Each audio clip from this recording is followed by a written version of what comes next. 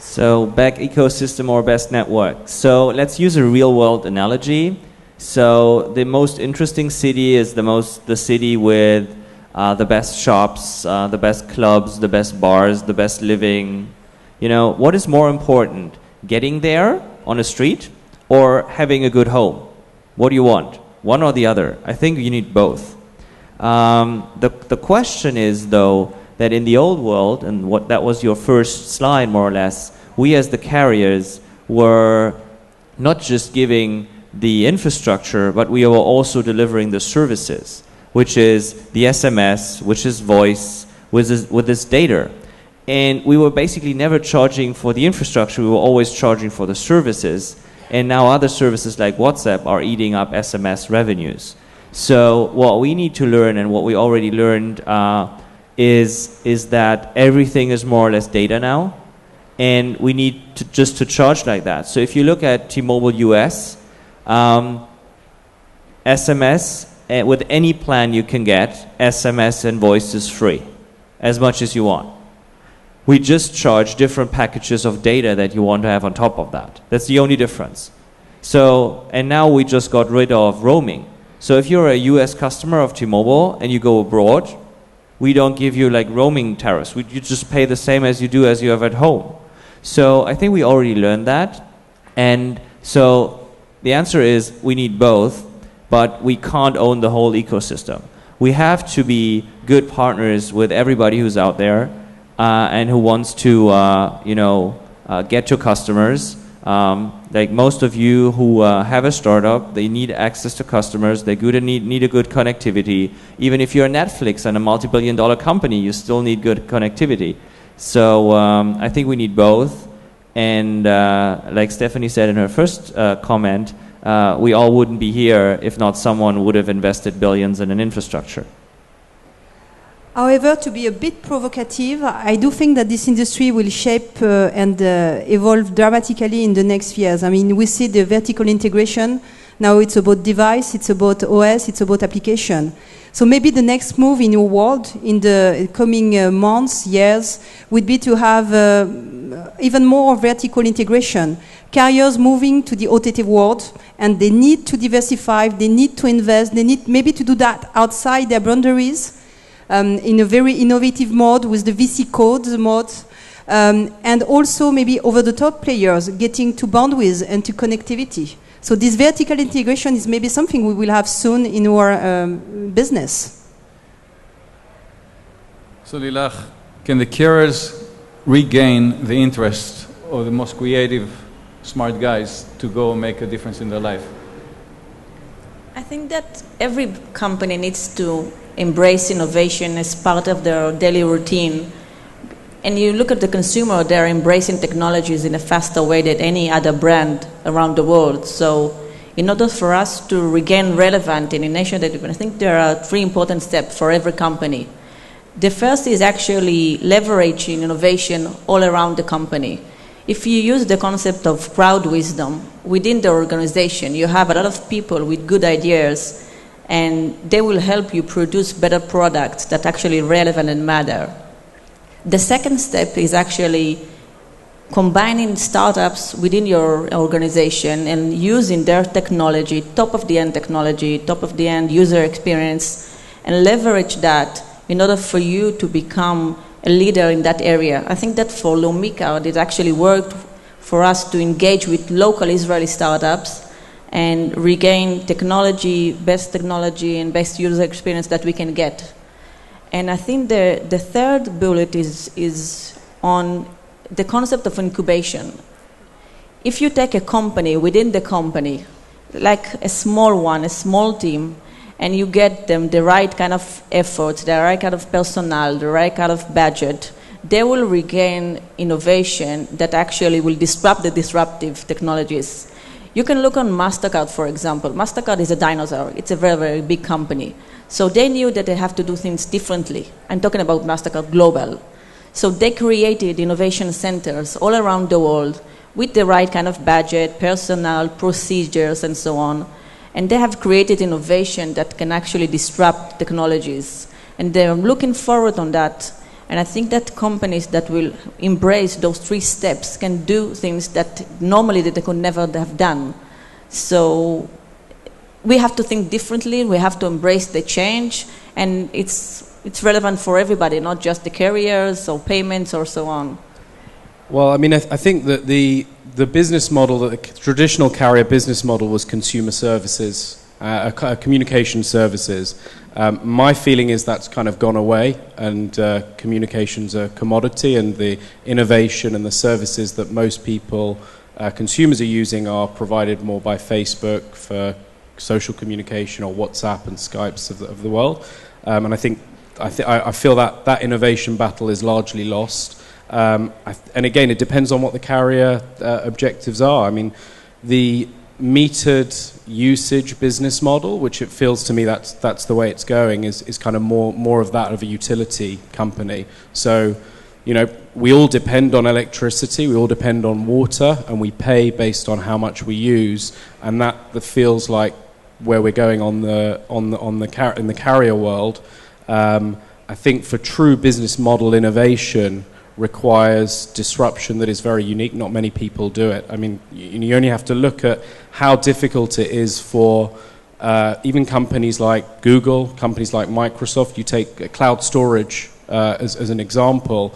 Dropbox is the only, well, not the only, but one of the few companies, Dropbox and Box. They wake up every day and everyone is focused on how do we provide the best cloud storage business in the world, and how do we make that amazing for consumers. Very difficult for a carrier. AT&T, sorry Yuval to correct you, but they have an app called AT&T Locker, which was a carrier branded cloud storage product which they marketed and bundled. I guess, you know, we probably know where that story goes. You're saying I'm wrong. I'm being bold, but you know, Vodafone did Vodafone Music. Now they've just signed a deal with Spotify. I think that it's really difficult for really not seeing much carrier innovation. And the one thing I think we are seeing is, which is I think in a carrier world is a positive move, is kind of partnering, but also investing. I mean, Docomo Capital just put a $1.5 billion stake into Supercell, which is a 200 odd people gaming company in Finland. Actually got nothing to do with Docomo's core business model, other than this is a really popular thing that people are doing on their mobile phones and on the network of the carrier. So, you know, I think that's something that's probably very easy. Carriers do have a healthy balance sheet. You know, Orange invested in, Deezer invested in Lookout Mobile. Deutsche Telekom just led a $55 million round in Lookout Mobile. So I'm not sure if that's business model innovation, but at least that's kind of investing and partnering with the ecosystem where the innovation's coming from. I think you're completely right. So the question here is again, what's our role as a carrier? And if I still take the analogy of streets and cars and whatsoever, there is a lot more innovation in cars than in streets. So, and most of the infrastructure that we are actually deploying, we are not even developing it, right? So it's Alcatel and it's Cisco and it's all this Ericsson, you know, we're basically deploying stuff. And we are a little bit more than in some cases, in some ways to look at it, like the classic Amazon service, where we basically set up an infrastructure and sell third-party, you know, goods and services, where a company like Google is developing everything from scratch. 100% of what they sell and what they build is R&D, so to say. So the question is, like, what is the definition of R&D in this thing? The other thing that we had to learn over time is that technology is getting faster and faster, and the way, or the only reason why my phone can talk to Stephanie's phone, although she's another country with another carrier, and it even works with this country or with other, is that there were like huge gremiums that were creating standards, and everybody agreed on that, which takes 5 years or maybe even longer, and then everybody rolls out GSM standard or LTE standard and so on and so forth. And in LTE we see this even doesn't work because my phone doesn't work in the United States and the US phone doesn't work in India and so on and so forth. Where a small company like WhatsApp with 70 I don't know, 70 employees, they just define their standards, or they simply don't care about standards because they just have to integrate with themselves and the Apple App Store and maybe like, you know, Android and whatsoever later. So what we will see more and more is that for a small company that's just defining a standard, it's much easier than we can actually come up with new standards, because we are not global companies, right? So we are like a European company, you're a European and North African company, and you know, AT&T is just a US-based company.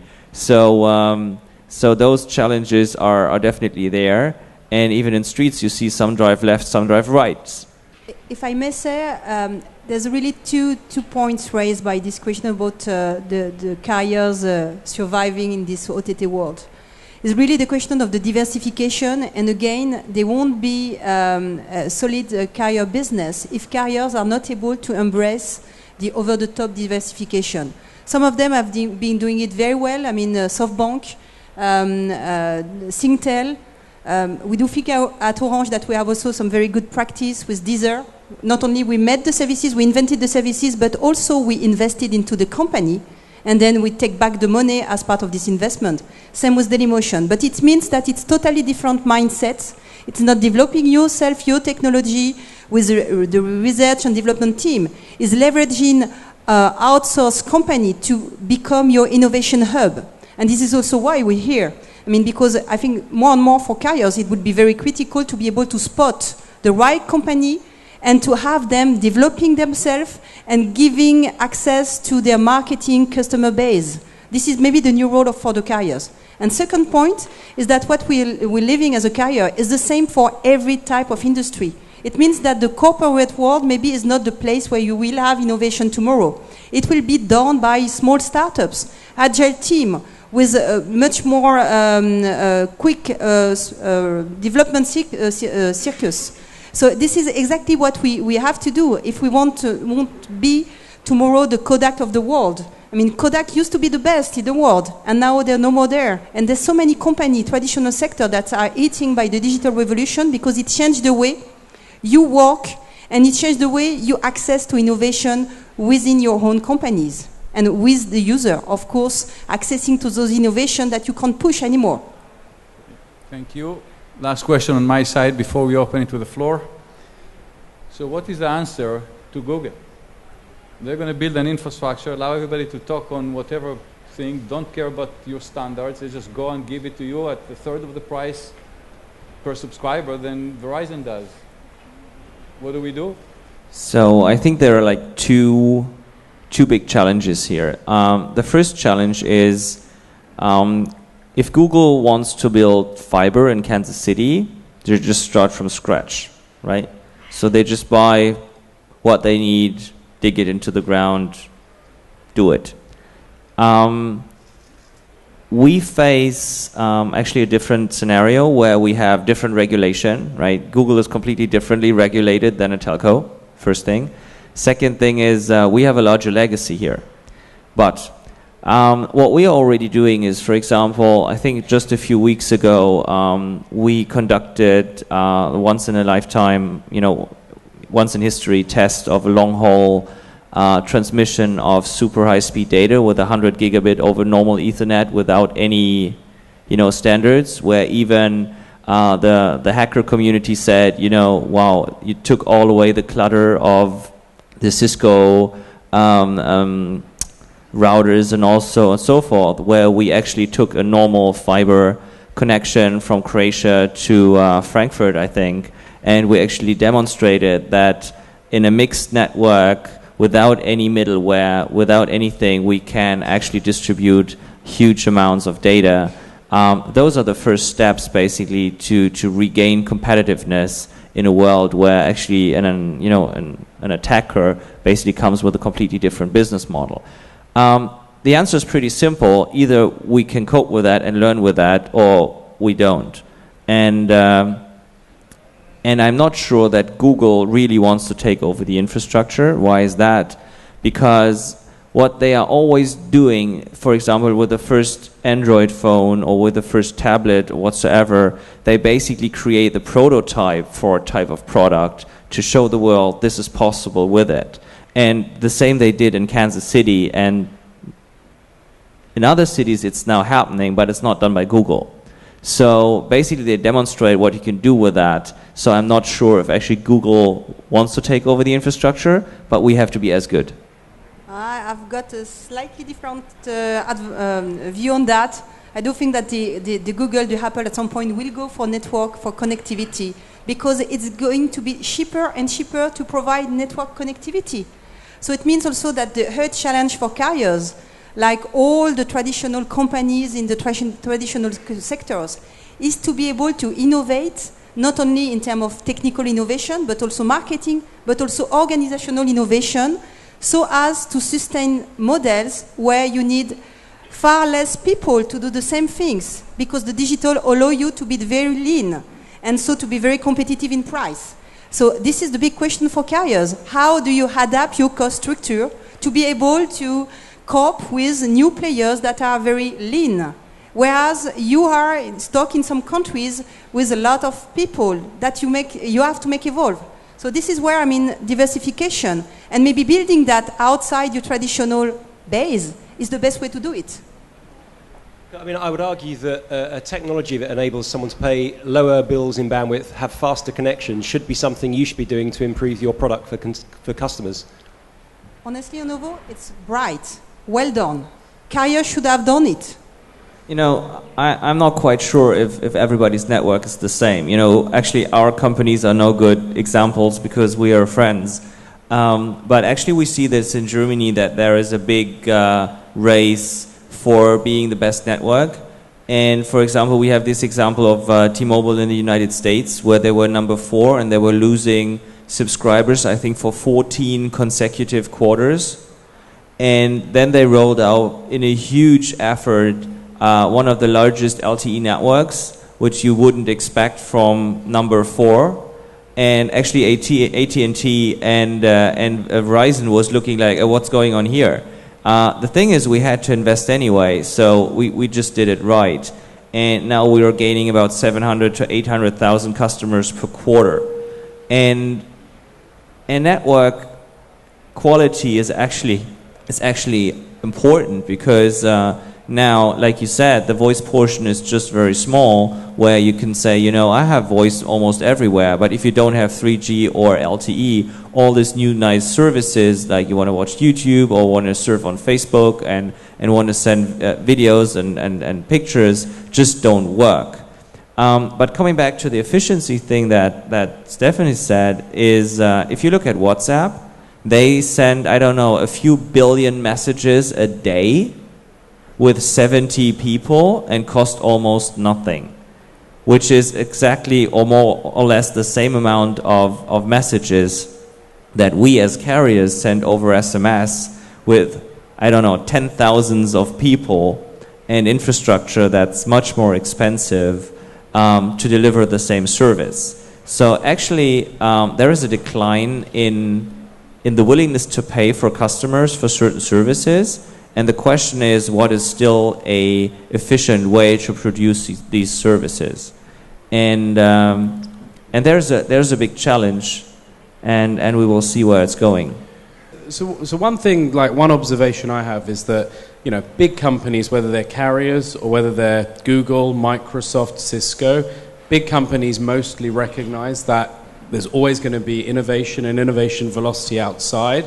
The one thing that kind of perplexes me is that if you look at acquisitions, and we just said carriers have huge balance sheets, there are no acquisitions that aren't consolidating networks. Big acquisitions of, you know, I don't know, Vimpelcom buying Eurescom or whatever, but and what I guess is the surprising thing to me is that just doesn't happen. I mean, when we were at Skype, we had a big for sale sign over our heads for many years, and we were, you know, internally we're saying, I wonder if, like, Verizon, you know, Verizon would be, you know, why wouldn't Verizon buy Skype, put it over, you know, let it run separately, go for it. But none of that's ever happened. So maybe my question is, and maybe my question to the audience as well, is why do people think that's just not happened? What is essentially a rounding error for most carriers in terms of revenue or you know, monetary terms? Why does it not happen? I mean, there's the investments.